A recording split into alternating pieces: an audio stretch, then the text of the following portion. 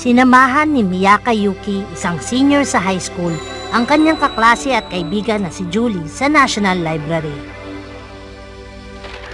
Doon nakakita si Miyaka ng isang malaking pulang ibon at sinundan niya ito.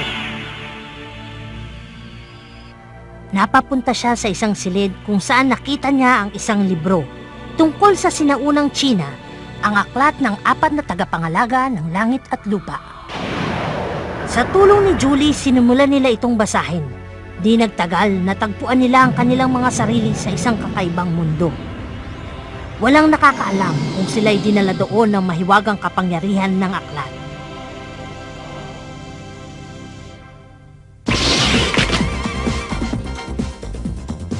Sa mundong yon, nakilala nila ang isang binata na may tatak ng halimaw sa kanyang noo. Nagtuloy sa syudad ng Conan si Miyaka upang hanapin si Julie. At sa ikalawang pagkakataon, tinulungan siya ng binata. Ang hindi niya alam, nakabalik na si Julie sa kanilang mundo. Ang dalaga sa banal na templo ng Suzaku.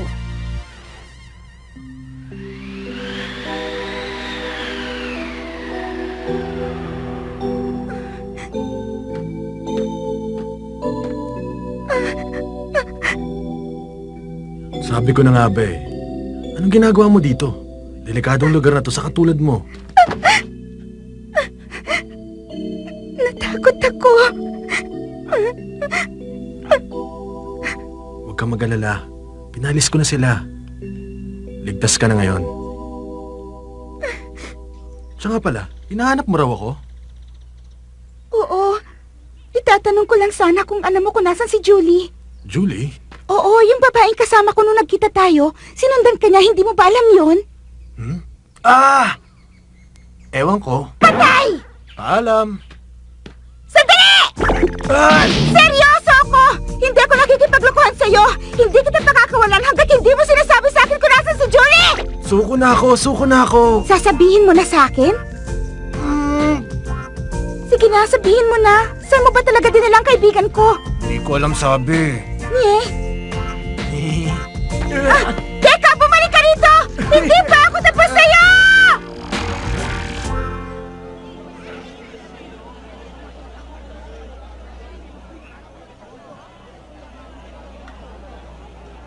Ang bilis mo naman maglakad. Hindi ka ba naaawa sa isang dalaga na nawala ng kaibigan at ngayon ay lumalaboy na lang sa daan na nag-iisa?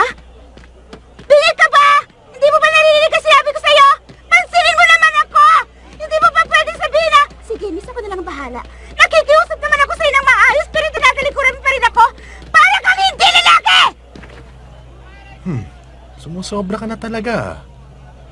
Sino nagbigay sa'yo ng karapatan para sabihin yan sa akin? Dapat bayaran mo muna ako bago ka humingi sa akin ng tulong. Ano, wala kang pera, no? Puro ka na lang pera. Wala ka nang inisip kundi pera. Yan lang ba mahalaga sa'yo? Siyempre naman. Ha? Alam ko na. Siguro binenta mo kaibigan ko, no? Ha? Hindi ko akalain na nagbebenta ka rin pala ng babae. Ano? Aminin mo, hindi ba kinidnap mo kaibigan ko tapos binenta mo siya? Sino bang tinutukoy mo? Wag kang lalapit sa akin dahil baka ibenta mo rin ako! Ano? Narinig nyo? Nangangalakal daw siya ng babae. Ano? Tumayo kayo dyan. Ang klaseng talaga, oh. Di ka na nahiya, ah. Bata pa, masama na! Mga kaibigan, ang lalaking ito ay...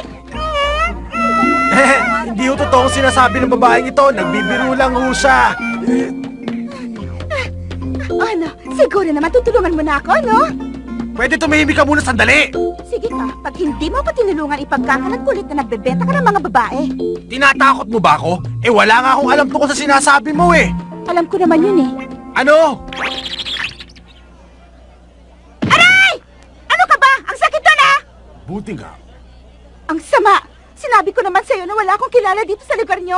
Ikaw lang, kaya please naman, tulungan mo akong makita si Julie kasi hindi ko naman alam kung anong gagawin ko.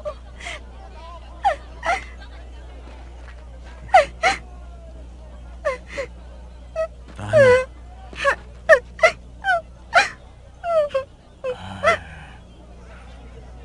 Masyado kasi akong maraming ginagawa, kaya hindi kita matutulungang hanapin ang kaibigan mo.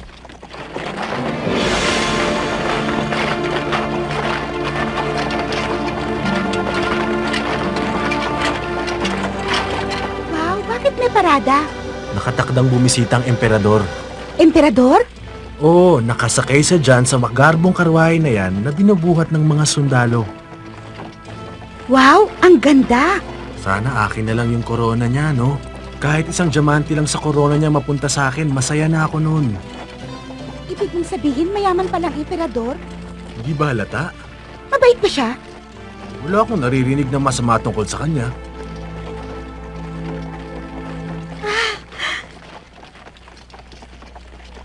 Alam ko na ngayon kung paano mo ako matutulungan. Huh? Hihingin ko sa emperador ang isang diamante para may pambayad na ako sa isang paghahanap kay Julie. Huh?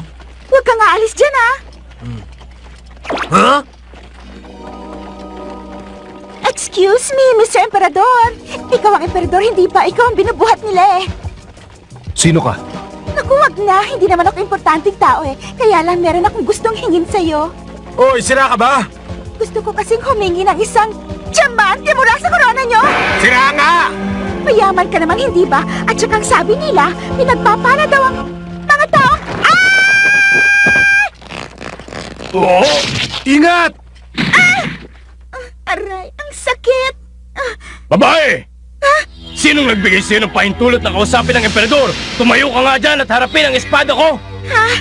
Sorry, hindi ko alam. Pero bakit ko kailangan humarap sa espada mo? Isa kang pangahas!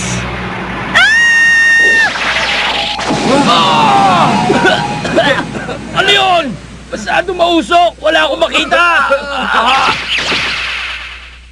Nasisiraan ka na ba? Gusto mo ba talagang malibing ng buhay? Kasi, ano? Sige na nga, huwag ka nang umiyak. Tutulungan na kita. Ngayon lang ako nakakita ng babaeng katulad mo eh. Hindi ka nagpipiro?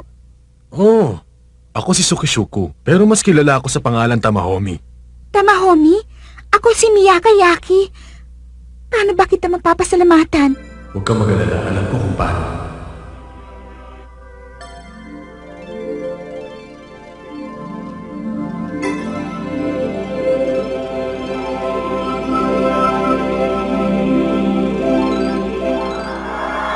Ayan sila! Ang mga hangal! Humanda kayo! Dakpet sila!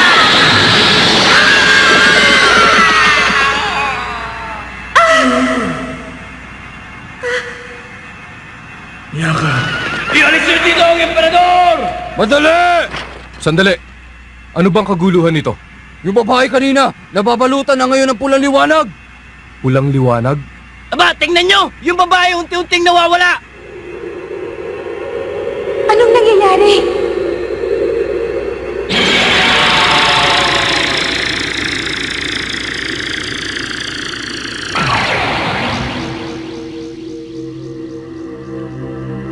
Hindi nagtagal ang dalaga ay nabalutan ng pulang liwanag. Si Julie? Si Julie nga! Nakabalik na ako sa library.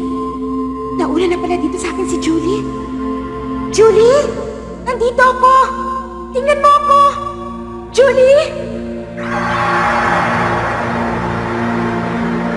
Julie!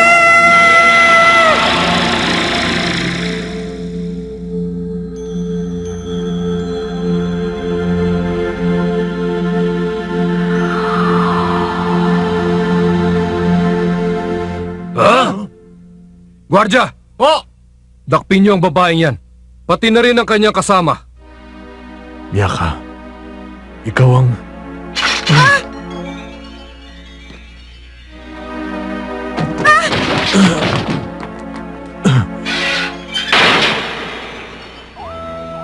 At dahil sa utos ng emperador, ang dalaga ay dinakip at ikinulong kasama ng binatang nagligtas sa kanya.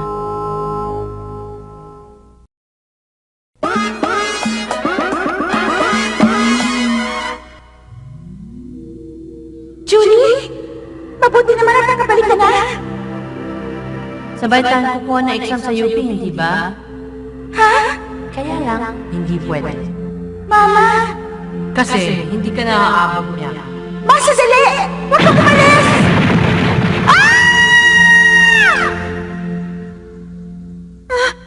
May dinaramdam ka ba? Huwag mo akong hawakan! Magagalit sa akin Anong ang mama! wag hawakan? Hindi Ikaw naman nga kita itong unang tama, yumakap sa akin Huwag eh. mo akong hawakan! Ay, naku, pasensya ka na ha. nakakalimutan ko na kinulong pala tayo dito ng mga sundalo. Huwag mong sabihin na nanaginip ka ng gising. Nakakulong ka na pero nagagawa mong pa rin managinip. Ang galing mo rin ano. Sabihin mo nga sa akin kung sino ka bang talaga. Ano yung liwanag na nanggaling sa'yo kanina? Ha?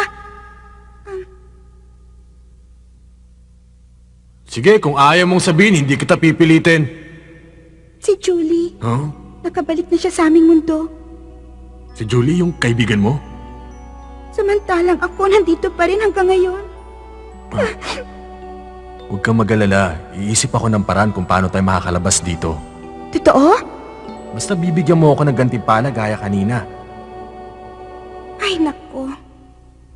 Kamahalan, dapat mong hatulan ng kamatayan ng pangahas na dalaga. Narinig ko na nagpakawala siya ng isang kakaibang liwanag at kamuntik na mawala. Maaaring isa siyang salamangkero. Kamahalan, ano po ang inyong hatol? Huminahon kayo. Hindi niyo ba naisip na maaaring may mahalagang dahilan kung bakit nandito ang dalagang yan? Pero, maaaring nahirang ang dalagang yan upang kumatawan sa Suzaku. Suzaku? Ang ibig niyo sabihin, ang babaeng yun ang dalaga sa alamat? Oo. Naku, nakukutom na talaga ako. Wala pa namang pagkain dito. Ha?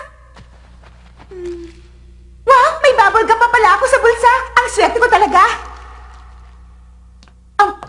Ikaw, babae! Ano nilagay mo sa bibig mo? Ipakita mo sa akin kung ano nilagay mo sa bibig mo! Ah! Ah! Lumayo ka sa akin! Ah! Ah! Halimaw! Sinong tinatawag mo, Halimaw?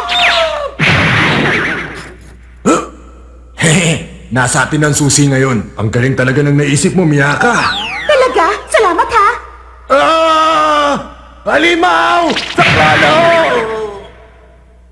Kanina pa ako napipika sa taong to ah.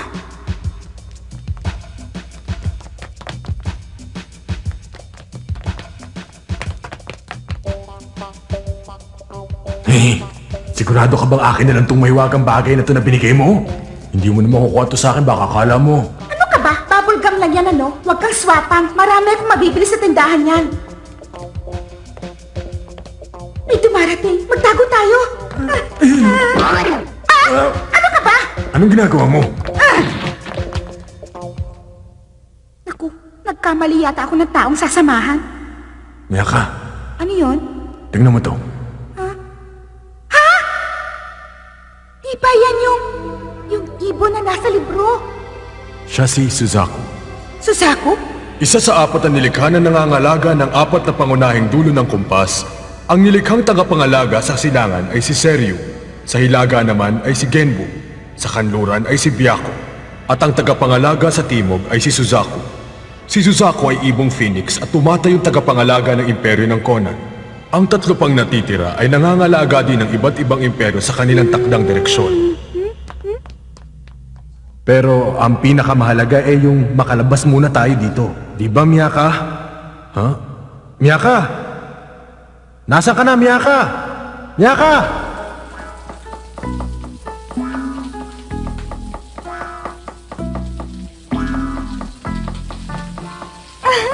Bon appetit! Wow! Busog na ako. Para ako nakarating sa langit. Ang sarap kasi nilang magluto dito. Hindi ka mawawala ng gana. Patay! Nawala ko si Tamahome! Anong gagawin ko? Nasaan na kaya siya? Saan ako pupunta? Naligaw na yata ako. Hindi ko na alam kung saan ako nanggaling. Tamahome, nasan ka na?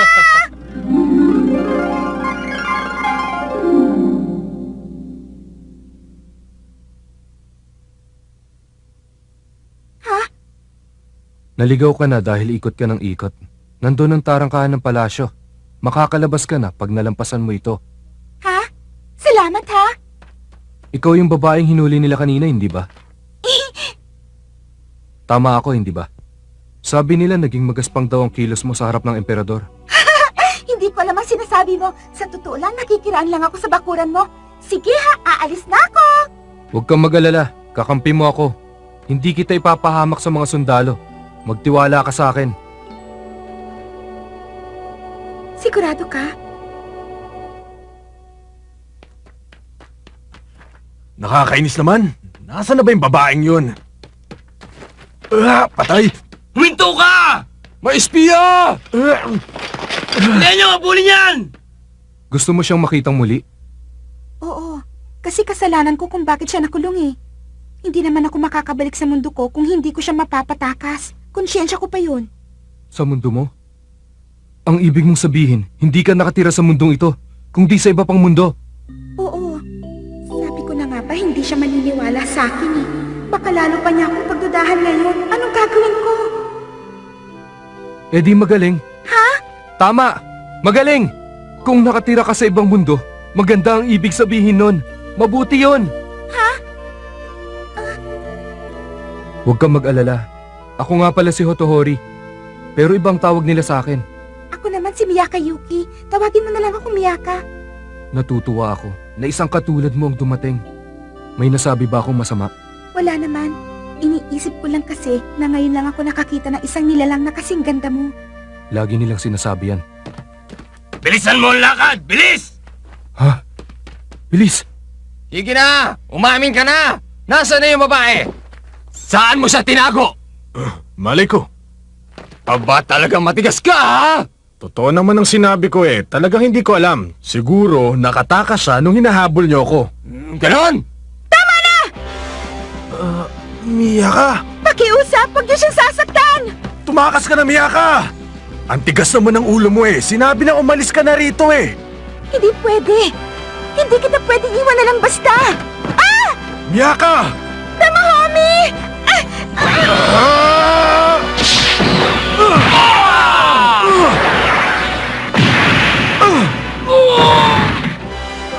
Makinig kayong lahat. Kapag sinaktan niyo ang babaeng ito, mananagot kayong lahat sa akin! Tama na! Magsitahimik kayong lahat! Hindi niyo sila maaaring saktan ng hindi ko pinahintulutan. Maliwanag! Teka, sino naman yan? Yan! Ang emperador! Kamahalan! Ikaw yung totoong... Kamahalan! Si Hotohori ang emperador? Bakit emperador? Di ba dapat imperatrice? Sira, hindi mo ba alam na lalaki siya at hindi babae? Ay ganon? Magbigay galang ka na lang sa kanya. Iyuko mo ang ulo mo. Oh, Wala nga akong makapa. May mahiwagang bagay na nasa ibabang bahagi ng katawan mo.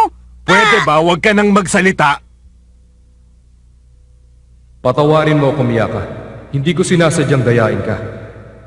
Nagawa ko lamang yun dahil gusto kitang makilala ng personal. At napatunayan ko na hindi ka kalaban o masamang tao. Eh di kung ganon? Huwag kang mag-alala. Hindi kita sasaktan. May hihilingin lang ako sa inyo. Makinig ka, Miyaka. Maaari mo bang iligtas ang aming imperyo? Ayon sa kasulatan, kapag ang imperyo ay nalagay sa gitna ng panganib, isang dalaga mula sa ibang mundo ang darating.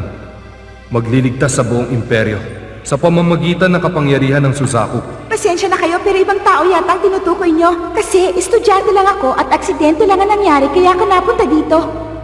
Pero, ayaw mo bang mapunta sa iyong kapangyarihan ng Suzaku? Wala ka bang gustong hilingin? Hilingin?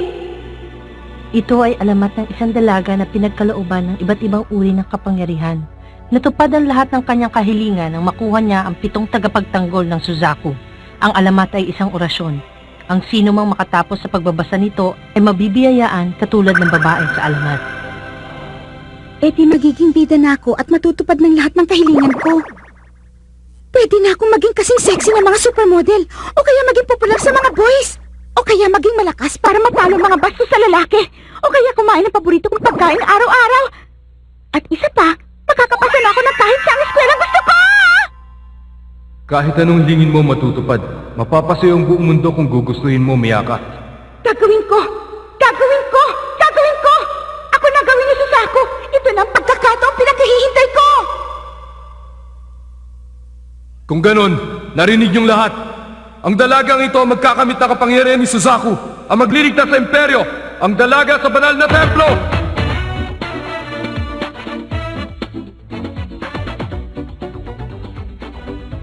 Pumayag ang dalaga upang maging kanilang Suzaku. Ang lahat ng nakasaksi sa pangyayaring ito ay sumumpang magiging tapat sa kanya sa lahat ng oras.